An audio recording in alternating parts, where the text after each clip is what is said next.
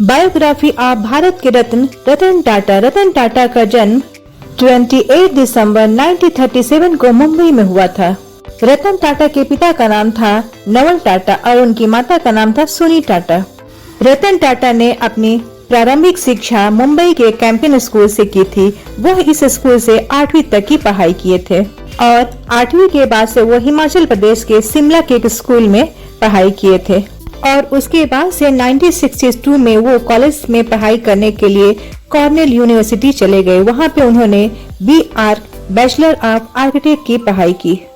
उसके बाद से वो भारत लौटने से पहले लॉस एंजल्स में जोन्स और इमंस में काम भी किया। उसके बाद से 1975 में हार्वर्ड के बिजनेस स्कूल में एडवांस मैनेजमेंट का कोर्स भी उन्होंने कंप्लीट किया। तो ये रही रतन टाटा का एजुकेशन। रतन टाटा जब 10 साल के थे तो उनके माता पिता एक दूसरे से अलग हो गए।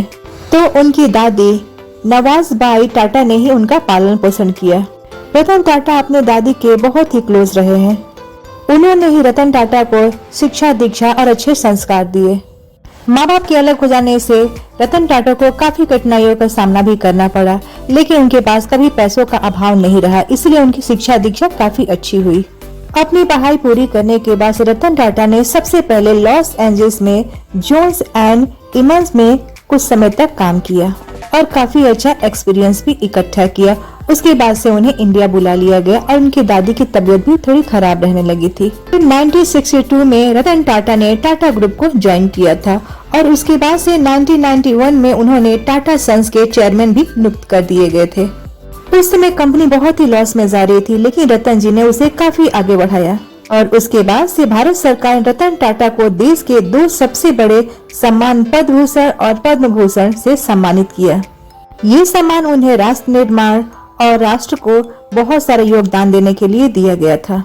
रतन टाटा बहुत ही कम समय में बिजनेस को काफी आगे बढ़ा लिए और वो आम मिडिल क्लास इंडियन को देखते हुए एक गाड़ी का भी निर्माण किया जो कि काफी किफायती थी। उसका गाड़ी का नाम था नैनो। रतन टाटा एक बहुत ही काइंड हार्टेड पर्सन थे।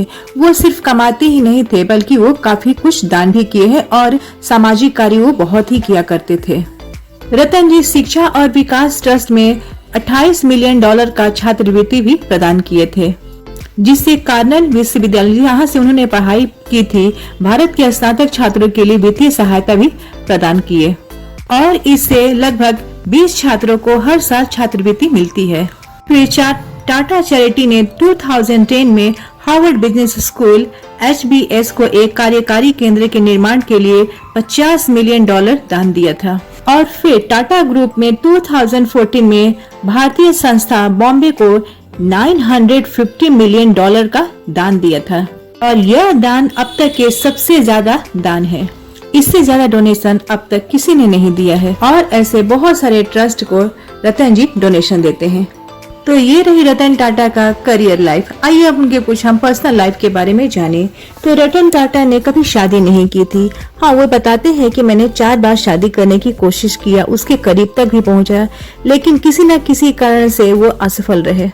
रतन जी सबसे पहले लॉस एंजल्स में काम करते थे और वहीं पर उनको एक लड़की से प्यार हो गया था और उसी टाइम उनकी दादी का तबीयत भी खराब हो गया था और उन्हें भारत वापस लौटना पड़ा, लेकिन उन्हें यकीन था कि वो लड़की मेरे साथ आ जाएगी, लेकिन उसके माता पिता ने मना कर दिया और वो नहीं आई और रतन टाटा जी अकेले ही इंडिया वापस आ गए और उनकी प्रेम कहानी वहीं पे अधूरी रह गई। उसके बाद से 2011 में उनकी लाइफ में आई एक्ट्रेस सिमी गरवाल। वो दोनों एक दूसरे के बहुत ही करीब थे और काफी समय से डेट भी कर रहे थे, लेकिन न जाने क्यों उन्होंने शादी नहीं किया।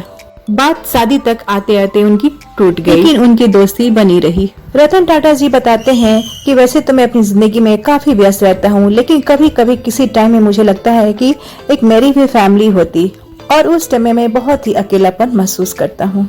और फिर वो समय आता है जबकि रतन जी हमें हमेशा के लिए छोड़कर चले जाते हैं। वो दिन होता है 9 अक्टूबर 2025।